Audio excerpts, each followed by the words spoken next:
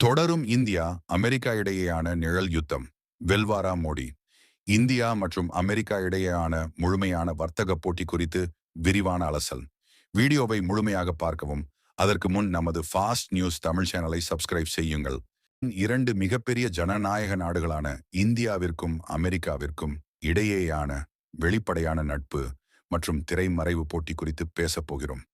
இது உண்மையான யுத்தம் அல்ல, ஆனால் உலக அரங்கில் ஆதிக்கம் செலுத்துவதற்கான ஒரு புத்திசாலித்தனமான தொடர்ச்சியான சதுரங்க ஆட்டம். சுதந்திரத்திற்கு பிந்தைய இந்தியாவில் சோவியத் யூனியன் மற்றும் அமெரிக்கா என இரு வல்லரசுகளுக்கிடையே இந்தியா அணிசேரா கொள்கையை கடைபிடித்தது. ஆரம்பத்தில் இந்தியா சோவியத் யூனியனுக்கு நெருக்கமாக இருந்தது.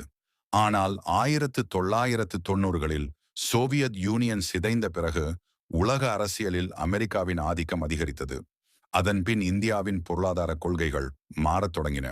இரு நாடுகளுக்கும் இடையே பல ஏற்றத்தாழ்வுகள் இருந்த போதிலும் 21ஆம் நூற்றாண்டில் இந்தியாவுக்கும் அமெரிக்காவுக்கும் இடையேயான உறவு ஒரு புதிய அத்தியாயத்தை தொடங்கியது.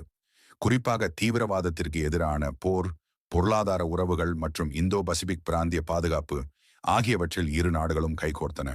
இன்று அமெரிக்கா இந்தியாவின் மிகப்பெரிய வர்த்தக பங்காளிகளில் ஒன்று. பாதுகாப்புத் துறையில் அமெரிக்க தொழில்நுட்பங்கள் இந்திய இராணுவத்திற்கு பெரும் பலம் சேர்க்கின்றன. நிழல் யுத்தத்தின் முதல் களம் புவிசார் அரசியல். உலக வல்லரசாக உருவெடுக்க விரும்பும் சீனாவுக்கு ஒரு எதிர்வினையாக அமெரிக்கா இந்தியாவை ஒரு முக்கியமான பங்காளியாக கருதுகிறது.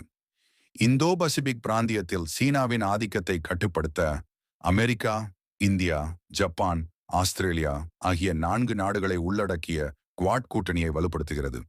ஆனால் இந்தியா தனது வெளியுறவு கொள்கையில் தன்னிச்சையாக செயல்பட விரும்புகிறது. குவாட் கூட்டணி சீனாவை எதிர்க்க மட்டுமே என்ற எண்ணத்தை இந்தியா தவிர்த்து அதை ஒரு பாதுகாப்பு மற்றும் பொருளாதார கூட்டமைப்பாக காட்ட முயற்சிக்கின்றது. உக்ரைன் போரில் ரஷ்யாவிற்கு எதிராக அமெரிக்கா மற்றும் மேற்கத்திய நாடுகள் பொருளாதார தடைகளை விதித்த போது இந்தியா ரஷ்யாவுடனான உறவுகளை தொடர்ந்தது. ரஷ்ய எண்ணெயை மலிவு விலையில் வாங்கியது. S-400 ஏவுகணை அமைப்புகளை வாங்கியது. இது அமெரிக்காவிற்கு ஒருவித ஏமாற்றத்தை அளித்தாலும் இந்தியாவின் தனிப்பட்ட நிலைப்பாட்டை அது உணர்த்துகிறது. இந்தியாவை முழுமையாக தனது பக்கம் இழுப்பது அமெரிக்காவிற்கு எளிதல்ல. இரண்டாவது முக்கியமான களம் பொருளாதாரம் மற்றும் வர்த்தகம். இரு நாடுகளும் வர்த்தகத்தில் பில்லியன்கள் டாலர் மதிப்பில் ஈடுபடுகின்றன. ஆனால் சில வர்த்தக கொள்கைகளில் கருத்து வேறுபாடுகள் உள்ளன. அமெரிக்கா தனது சந்தையை இந்திய பொருட்களுக்கு எளிதாக்க வேண்டும் என இந்தியா விரும்புகிறது. அதே சமயம் அமெரிக்கா தனது நிறுவனங்கள் இந்தியாவில் சந்திக்கும் தடைகளை நீக்க வேண்டும் என்று எதிர்பார்க்கிறது. விவசாய பொருட்கள், மருந்துகள், தகவல் தொழில்நுட்ப சேவைகள் போன்ற துறைகளில் இரு நாடுகளுக்கும் இடையே பனிப்போர் உண்டு. இந்தியா மேக் இன் இந்தியா மற்றும் ஆத்ம நிர்பர் பாரத், தற்சார்பு இந்தியா போன்ற திட்டங்கள் மூலம் உள்நாட்டு உற்பத்தியை ஊக்குவிக்கிறது. இது சில சமயங்களில் அமெரிக்க நிறுவனங்களின் சந்தை பங்கை பாதிக்கும். அமெரிக்கா இந்தியாவை தனது பெரிய சந்தையாக பார்க்கிறது. அதே சமயம் தனது நிறுவனங்களின் நலன்களையும் பாதுகாக்க முயல்கிறது. தொழில்நுட்பம் மற்றும் உளவுத்துறை மூன்றாவது நிழல் யுத்த களம். அமெரிக்கா உலகின் முன்னணி தொழில்நுட்ப வல்லரசு. ஆனால் இந்தியா தனது சொந்த தொழில்நுட்ப வளர்ச்சியை வேகமாக மேம்படுத்தி வருகிறது. 5வது தொழில்நுட்பம், செயற்கை நுண்ணறிவு, விண்வெளி தொழில்நுட்பம் போன்ற துறைகளில் இந்தியா தனது சொந்த காலில் நிற்க விரும்புகிறது. இது சில சமயங்களில் அமெரிக்காவின் தொழில்நுட்ப ஆதிக்கத்திற்கு ஒரு சவாலாக அமையலாம். உளவுத்துறையை பொறுத்தவரை இரு நாடுகளும் பயங்கரவாதத்திற்கு எதிராக ஒத்துழைக்கின்றன. ஆனால் தேசிய பாதுகாப்பிற்காக இரு நாடுகளும் தங்கள் சொந்த உளவு வலைப்பின்னல்களை கொண்டிருக்கின்றன. முக்கிய தரவுகள், சைபர் பாதுகாப்பு மற்றும் கண்காணிப்பு தொழில்நுட்பங்களில் தங்கள் நாட்டின் நலன்களுக்கு முன்னுரிமை அளிக்கின்றன. இது ஒரு நாட்டின் உளவுத்துறைக்கு மற்றொரு நாடு முழுமையாக நம்பிக்கையுடன் தனது தகவல்களை பகிர்ந்து கொள்வதில் ஒரு சிறிய இடைவெளியை ஏற்படுத்துகிறது. உலகளாவிய தலைமைக்கான போட்டி 4வது களம். அமெரிக்கா உலகத் தலைவராக தனது இடத்தை நிலைநிறுத்த விரும்புகிறது. இந்தியா தன்னை உலகளாவிய தெற்கின் குரலாகவும் வளரும் நாடுகளின் தலைவனாகவும் நிலைநிறுத்த முயற்சிக்கிறது. ஐக்கிய நாடுகள் சபையில் நிரந்தர உறுப்பினராக வேண்டும் என்ற இந்தியாவின் நீண்ட நாள் கோரிக்கை அமெரிக்காவின் முழுமையான ஆதரவை பெற இன்னும் முடியவில்லை. காலநிலை மாற்றம், உலக வர்த்தக விதிகள், வளர்ச்சி நிதியுதவி போன்ற விஷயங்களில் இரு நாடுகளும் வேறுபட்ட நிலைப்பாடுகளை கொண்டுள்ளன.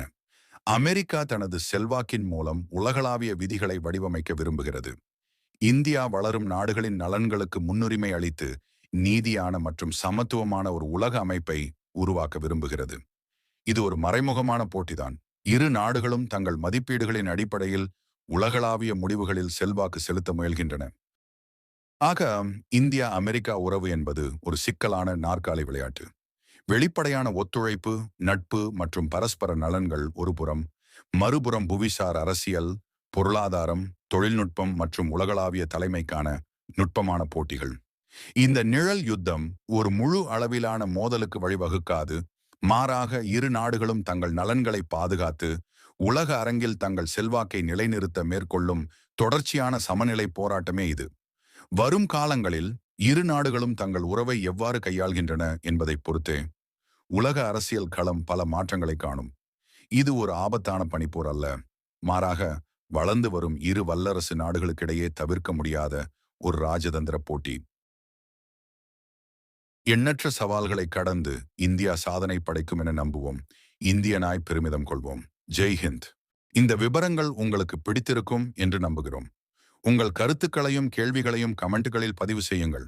இது போன்ற மேலும் பல சுவாரஸ்யமான அரசியல் மற்றும் இராணுவ ஆய்வுகளுக்கு எங்கள் சேனலை சப்ஸ்கிரைப் செய்து பெல் ஐகானை அழுத்தவும்.